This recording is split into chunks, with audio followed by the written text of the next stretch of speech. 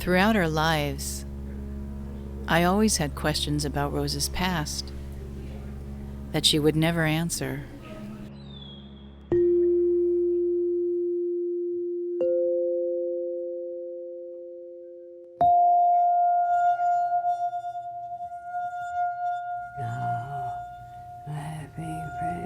Wisdom Gone Wild is a film about caregiving.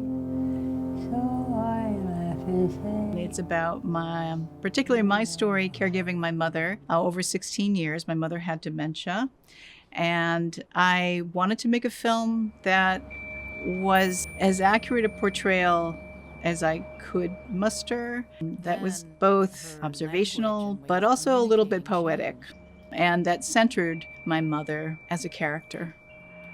A window opened up.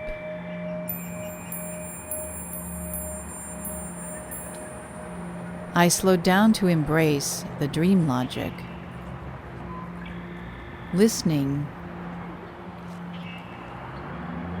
she began to answer. My experience of spending time with my mom was kind of, after a while, it would become kind of like going on a stream of consciousness through her life. And she would kind of go sometimes backwards in time. And I got to know different people that she grew up with. Or sometimes she would be talking to her sister who had passed away, or another sister who had passed away.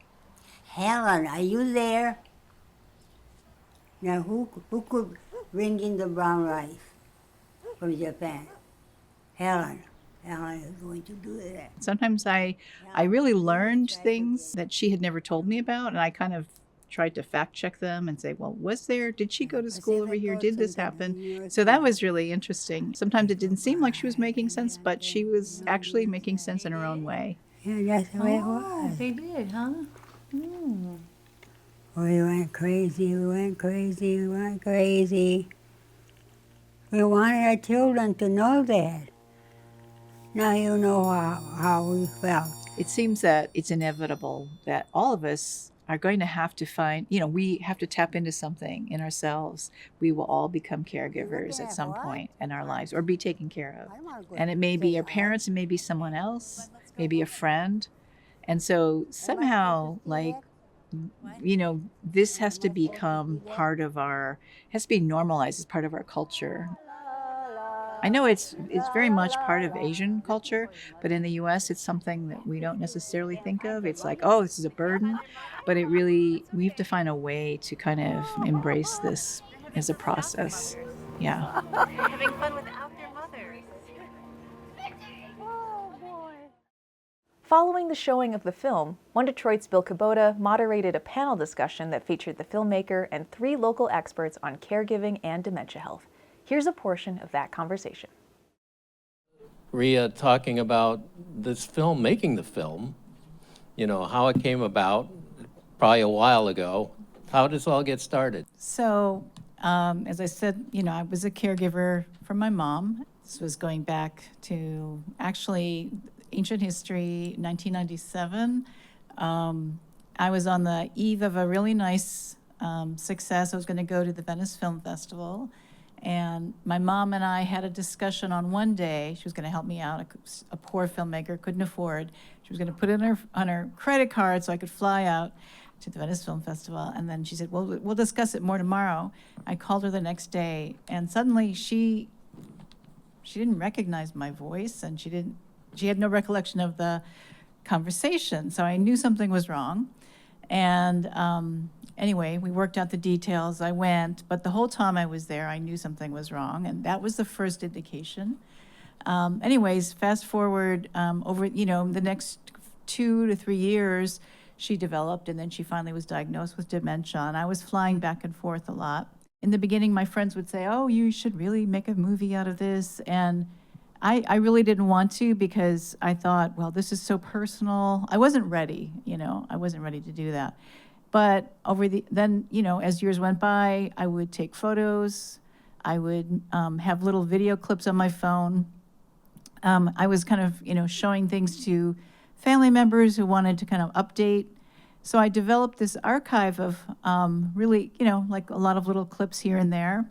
And then I started to realize, like, there really isn't anything out there that really shows what it's like to be a caregiver. And there's nothing that I really relate to in terms of the media or the depictions or the conversations around dementia. A lot of it was around tragedy. And, of course, there's loss in this process. And of course, there's hardship. But there's also other aspects to this. It's a very, for lack of a better word, I hate this word, but sometimes I'll have to use it, like humanizing, right? It's like something that really puts us in touch with the cycles of life, loss, aging, but also connection, and really starting to come to terms with what your parent or your loved one has been, what they've been through throughout the course of their life. And I wanted to, try to encapsulate some of these things, these experiences that I was witnessing. I wanted to find a way so that people wouldn't necessarily be like instantly like, oh my God, that's so awful. You must, that must just be so hard. And I kind of got tired of that, getting that response from people. I just wanted to say, no, it's part of life, actually. Well, I'm interested in the three of you up here watching this, what you thought. Okay, so I actually have different feelings when I watch it the second time. So I think it's a very gentle and honest way to approach caregiving. Mm-hmm. It's just daily life. Sometimes we feel it's repetitive and we might get bored, but just it's real life. Everybody's gonna have an aging, but I see Rose. You really enter her inner world and respect her, so she keep her personality, identity, and she's dignity. So I really love the movie. Thank you. I think I was also struck by the idea that you presented of change being part of life. And I think that's something that I see a lot of my patients and their families struggle with, is they're holding on to this idea that people stay the same. And that's, if we're talking even outside of dementia, other medical diseases, other things in our life, none of us stay the same. And I think Rose's story was really interesting because of some changes that were forced upon her. And I think the thing that really stuck out in my mind was that image of, well, this was her name, and then this was her name, and then this was her name, and this was the name that she gave herself as she was becoming this new person. Yeah. And so, this scene of her talking about you have to learn about yourself, right? And that has really stuck with me. And this idea of change being a process that we can't escape, but we learn how to kind of deal with and manage, and it's part of what we try and help people do. But doesn't necessarily mean it's an easy thing, as I'm sure many of us know. For me, it was very raw and very unapologetic view on caregiving, not only from your aspect, but from your mom's aspect as well. Just even something so simple as you walking into the room and opening the blinds in the morning. For me, that was my routine with my father. But just seeing that brought me back all to those days of caregiving for him, the years that, he was, bedbound. And again, just offering that type of dignity to your mom was just beautiful. Caregiving, is kind of part of our culture as Asian Americans. And sometimes I think about, well, maybe, at least with my family, but Shaisa, you were talking a little bit about that. We all were, but talk about that a little bit. I think one of the things that, as my journey as a caregiver evolved, and what I had seen was that, especially within my own community, it was all laid on the, eldest daughter, especially, although I have a brother who was 4 years younger, it was all going to be on me.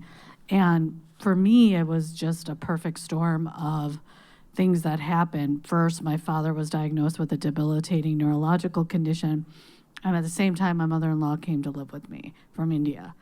And it was just these challenges that I had to face day to day, and contacting local senior care companies to help with the day-to-day activities was not only something that was so foreign to them, but it was very difficult for me as well. I had to contact, I contacted another local group, and they were like, well, why don't you contact your local mosque or your, temple or your gurdwara? And I was like, well, I did. That's why I'm coming to you to ask for a resource. And they had nothing. And it wasn't until, to be honest, my best friend who's sitting here in the audience, it was somebody in her community who was looking for work and by chance was a CNA who I was able to place with my mother-in-law so that woman and her could spoke the same language. She could cook the same similar foods to her, for her, and she was able to fit the role that I could not as I was trying to balance both households and 3 small children.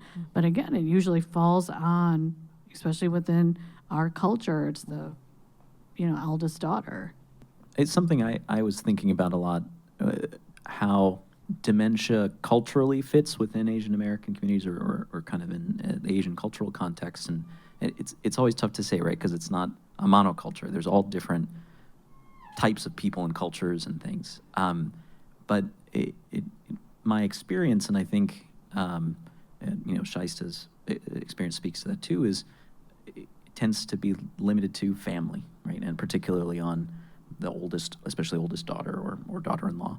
And I think one of the things that, especially in the kind of day and age we live in where families not all together, they might be farther apart, is that network sometimes needs to be broader or larger.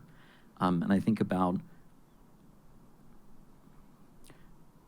potentially the stigma that might also go along with having problems with behavior or thinking skills or memory skills, and how that might also be a part of some of our cultural contexts, and that disconnect there of saying, well, it's in our culture to take care of our elders and to look out for family, but maybe not necessarily to involve other people in your community. And I think that's something that I know I think about a lot in my practice, but especially in this day and age, is something that we should be maybe hoping to change a little bit. Yeah, I think there are many stigmas in the API communities, like Rose, like she refused to take so many medicines, and we says vitamins, and I think people just don't want to go to doctor. And also all the caregiving happens mostly very quietly at home, and the family caregiver wouldn't go outside to seek supports, even though they have maybe challenging balancing their family and work. I think it's not an option or choice. It's responsibilities to taking care of the elderly in the family. And therefore, we do see ACA's daily work. We serve lots of immigrant families, Asian families, but we do see their big burden, due to the cultural barrier, language barrier. They kind of feel the resource available is not accessible. It's kind of gap. So I think it's challenging for them, just don't know where to seek for help. And so I think based on a lot of things ACA did, we're trying to help create things it's not one person's responsibility or just the sister, and it could be teamwork, it could be efforts from the whole community, so that we have more resources putting together for those caregivers and those who needs to be taken care of. Shaista, I'd like you to talk a little bit more about what you've done with your organization, and how that came about and where it's going. So I started this company in 2014 when my father was diagnosed with a debilitating neurological condition. At the same time, as I said, my mother-in-law had come to live with me from India. My husband decided right at that time that he had to go and do a fellowship in critical care. So, to balance both households and 3 small children, he was like, why don't you contact one of these, other, local senior care companies, and they'll help, with Ummi. And I did. And unfortunately, they just could not meet those unique challenges that she was facing. Language, of course, the food was one of the biggest things, language and food. And so, and with my parents, language was not an issue. They had immigrated here in 1973, 74, but the cultural nuances were far greater. So in 2014, I quit my job as a clinical research coordinator at Providence Park in neurological sciences, and I started this company not having a business background whatsoever, but just knowing that I could not be the only person in this situation. There had to be others. Are we seeing more, culturally specific companies along your lines? I'm under the impression that's not that much of that going on. No, we were the first agency here in the state of Michigan and still in others. There's one out in New York that's catering to the Russian community, the elderly Russian community. But the idea for Apnagar now Sakun Care is to be kind of an umbrella for all elderly ethnic minorities. We want everybody to come here to get the information that is needed to care for their loved one, to allow them to age in place with dignity and respect. But yes, we are the only agency at this point in time. We have calls from, other, people in other states, but unfortunately we're not there yet. We hope to be. But what we do offer those individuals is if we can send referrals for live-in caregivers. Those caregivers can live in with your parents, and that allows them also, the freedom to stay in place. Watch One Detroit, Thursday at 7:30 p.m. You can find more at onedetroitpbs.org or subscribe to our social media channels and sign up for our One Detroit newsletter. Brought to you in part by Ralph C. Wilson Jr. Foundation, In Part Alliance, and by